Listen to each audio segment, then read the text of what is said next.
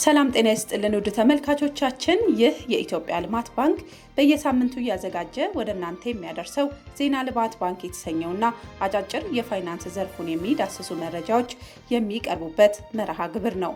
በዜና ልማት ባንክ ፕሮግራማችን ባንካችን በየሳምንቱ ያከናወናቸውን አበይት ጉዳዮች ወደ እናንተ የምናደርስበት ዝግጅት ነው። ከመረጃዎቹ ጋር ትዕግስት ንጉሴ ነኝ። ቀዳሚ ወደምናደርገው መረጃችን እናልፋለን። ወደ ቀዳሚው መረጃችን እናልፋለን።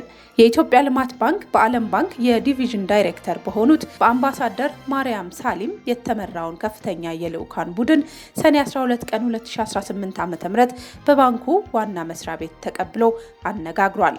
የባንኩ ከፍተኛ የስራ ኃላፊዎችና የልዑካን ቡድኑ አባላት ባደረጉት ፍሬያማ ውይይት በሁለት ዋና ዋና ጉዳዮች ላይ ትኩረታቸውን አድርገዋል።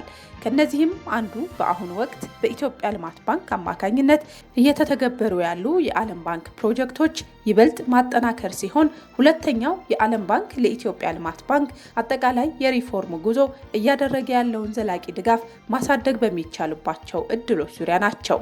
የኢትዮጵያ ልማት ባንክ የሀገሪቱ ዋነኛ የልማት ፋይናንስ ተቋም እንደመሆኑ መጠን ሁሉን አቀፍ የኢኮኖሚ እድገትን ለማፋጠንና ስትራቴጂያዊ በሆኑ የልማት ዘርፎች ላይ አስፈላጊውን ድጋፍ ለማድረግ ያለውን ቁርጠኝነትም በድጋሚ አረጋግጧል።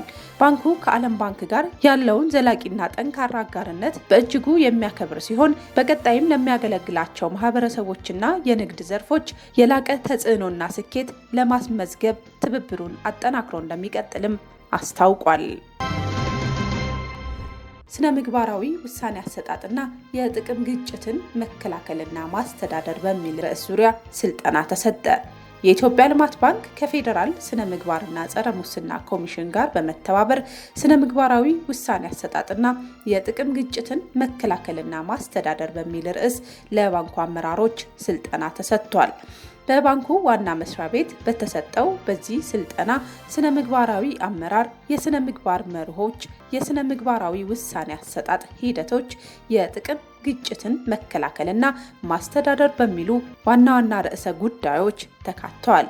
ከዚህ በተጨማሪም ስነ ምግባራዊ ውሳኔዎችን በመወሰን የጥቅም ግጭትን በመከላከልና በማስተዳደር አመራሩ ለሙስና መከላከል የበኩሉን አስተዋጽኦ እንዲያበረክት ለማድረግ ያለመ ስልጠና መሆኑም በዚህ ወቅት ተመላክቷል። በስልጠናው የኢትዮጵያ ልማት ባንክ ምክትል ፕሬዝዳንቶችና ዳይሬክተሮች ተሳታፊ ሆነዋል። የኢትዮጵያ ልማት ባንክ ጅማ ዲስትሪክት የስራ ኃላፊዎችና ሰራተኞች በጅማ ልዩ የኢኮኖሚ ዞን በመገኘት የመስክ ምልከታ አካሂደዋል። ከጅማ ዲስትሪክትና ቅርንጫፍ የተውጣጡት የባለሙያዎች ቡድን የዲስትሪክቱን የተገልጋይ ደንበኞች ቁጥርና የፕሮጀክት ፖርትፎሊዮን ለማሳደግ ያለመ የስራ ጉብኝት በጅማ ልዩ የኢኮኖሚ ዞን ማድረጋቸውን የጅማ ዲስትሪክት አስታውቋል። ጉብኝቱ ለአዳዲስ ደንበኞች ምቹ የሆኑ ዘመናዊ የስራ ቦታዎችን እንዲያገኙ ለማመቻቸት እንዲሁም የአካባቢውን መሰረተ ልማት በተመለከተ ከልዩ የኢኮኖሚ ዞን አስተዳደር ጋር ለመወያየትና በቀጣይ በጋራ መስራትን ያለመ ነው። ቀደም ብሎ የጅማ ኢንዱስትሪ ፓርክ ተብሎ ይታወቅ የነበረው ህዳር 24 ቀን 2017 ዓ.ም ጀምሮ በይፋ ወደ ጅማ ልዩ የኢኮኖሚ ዞን የተቀየረ ሲሆን በጉብኝቱ ወቅት በ75 ሄክታር መሬት ላይ ያረፈ በውስጡ 9 ዘመናዊ ሼዶችን የያዘና ዓለም አቀፍ ደረጃቸውን የጠበቁ መሰረተ ልማቶች የተሟሉለት መሆኑም ተመላክቷል። በተጨማሪም ልዩ የኢኮኖሚ ዞኑ 150 ሄክታር ያካለለ ቦታ ያለው ሲሆን አልሚዎች የራሳቸውን የመስሪያ ሼድ መገንባት የሚችሉ መሆኑንና ከልዩ ዞኑ ሌሎች የመሰረተ ልማት አገልግሎቶችን ማግኘት እንደሚችሉ ተገልጿል። በአሁኑ ወቅት በልዩ ዞኑ ውስጥ ከሚገኙ ሼዶች መካከል 5ቱ ብቻ ስራ ላይ መሆናቸውን የተመለከተው ቡድኑ እስካሁን በፓርኩ ውስጥ ከሚገኙ ባለሀብቶች በባንኩ ፋይናንስ የተደረጉ ባለመኖራቸው በቀጣይ የባንኩን የፋይናንስ ድጋፍ አልሚዎችን ተጠቃሚ የማድረግ እቅድ እንዳለም ተመላክቷል። የኢትዮጵያ ልማት ባንክ ጅማ ዲስትሪክት የጅማ ልዩ የኢኮኖሚ ዞን እንደ ዋና የስራ አጋር በመውሰድ የመስሪያ ቦታ ችግር ያለባቸውን ነገር ግን አቅም ያላቸውን አልሚዎችን ከፓርኩ ጋር በማገናኘት ስራዎችን እንዲጀምሩ እንደሚያመቻችም በጉብኝቱ ወቅት ተመላክቷል። ይህ ጥረት የዲስትሪክቱን የፕሮጀክት ፖርትፎሊዮ ከማሳደግ ባለፈ የኢንቨስትመንት አቅምን በማጎልበት ረገድ የኢትዮጵያ ልማት ባንክ ለሀገሪቱ ኢኮኖሚ እያበረከተ ያለውን አስተዋጽኦ የሚያጠናክር ይሆናልም ተብሏል። የዓለም ባንክ ለኢትዮጵያ የ1.45 ቢሊዮን ዶላር የበጀት ድጎማ ፓኬጅ ሊያጸድቅ ነው።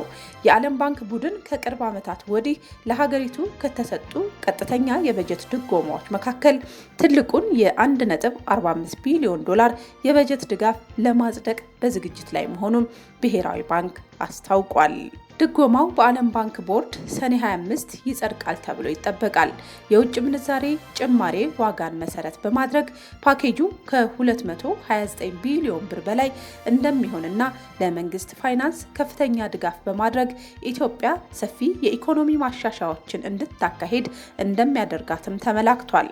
የዓለም ባንክ ለኢትዮጵያ የሚያጸድቀው ይህ የበጀት ድጎማ የሀገሪቷን መሰረተ ልማት ለመደገፍ እንዲሁም ግብርናን፣ ማህበራዊ አገልግሎቶችን፣ የግሉ ዘርፍ ልማትና ተቋማዊ ማሻሻያዎችን ለማድረግ ይውላል ተብሎም ይጠበቃል።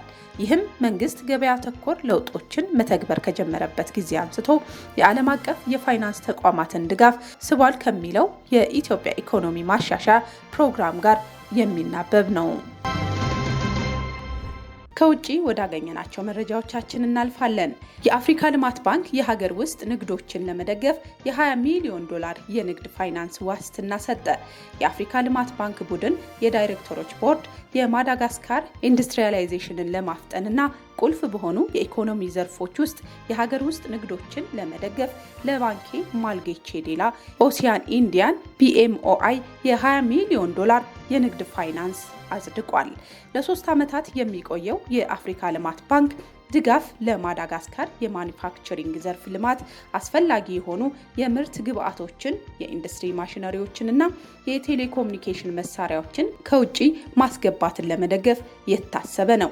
የግብርና ዘርፍ እንዲሁም ማኒፋክቸሪንግ በድጋፉ ቅድሚያ የሚሰጣቸው ዋና ዋና ዘርፎች ሲሆኑ በትግበራ ወቅትም ለሰፊው ሕዝብ ተጠቃሚነት አስፈላጊ የሆኑ ሸቀጣሸቀጦችን ወደ ሀገር ውስጥ በማስገባት በምግብና በስራ ምግብ ዋስትና ላይ ቀጥተኛ ተጽዕኖ እንደሚኖረውም ተመላክቷል። በአፍሪካ ልማት ባንክ ቡድን የንግድ ፋይናንስ ክፍል ኃላፊ ላሚኒ ድሪሜህ ይህ ተቋም የአፍሪካ ልማት ባንክ ለባንኮች ማረጋገጫ እስከ 100% ክፍያ ዋስትና ለመስጠት ያስችላል ብለዋል። በማዳጋስከር የሚገኘው የባንኩ ቡድን ስራ አስኪያጅ አዳም አሞሞን የድጋፉን ስትራቴጂያዊ ጠቀሜታ ሲያረጋግጡ ይህ ተነሳሽነት ለአግሮ ኢንዱስትሪና ለማኒፋክቸሪንግ ዘርፎች እድገት አስተዋጽኦ ያደርጋል ሲሉ ገልጸዋል። ተቋሙ በሴቶች የሚመራውን ጨምሮ ትላልቅ የሀገር ውስጥ የንግድ ስራዎችን እና አነስተኛና መካከለኛ ኢንተርፕራይዞችን ተጠቃሚ ያደርጋል። ከአየር ንብረት ጋር በተያያዘ አደጋዎችንና ዝቅተኛ የሙቀት አማቂ ጋዝ ልቀቶችን በትንሹ ተጋላጭ ለሆኑ ፕሮጀክቶች ቅድሚያ ይሰጣል።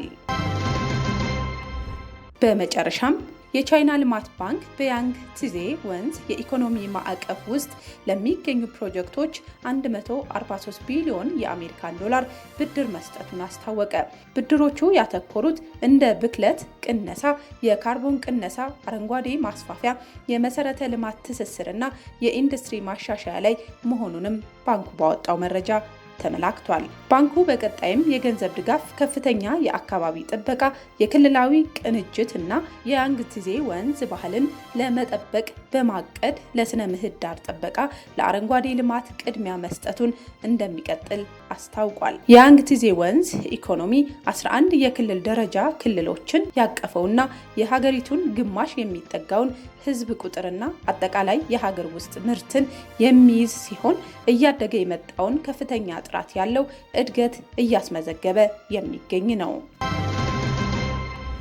ውድ ተመልካቾቻችን ለዚህ ሳምንት የያዝንላችሁ የዜና ልማት ባንክ መረጃዎቻችን እነዚህ ነበሩ።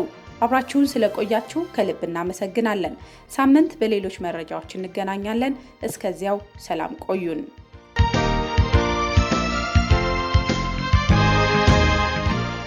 የኢትዮጵያ ልማት ባንክ የሚሰጣቸውን አገልግሎቶች ለማግኘት ካሳንቺስ ጆሴፍ ብሮዝ ቲቶ መንገድ በሚገኘው የዋና መስሪያ ቤት ኮርፖሬት ቅርንጫፍ ጎራ ይበሉ።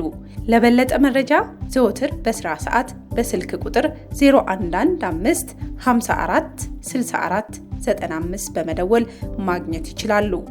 ከባንካችን የሚለቀቁ ማንኛውንም መረጃዎች ለማግኘት የማህበራዊ ትስስር ገጾቻችንን እንድትከታተሉ በአክብሮት እንጋብዛለን።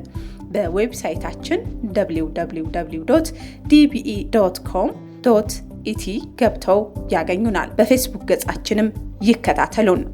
የኢትዮጵያ ልማት ባንክ የልማት አጋሮ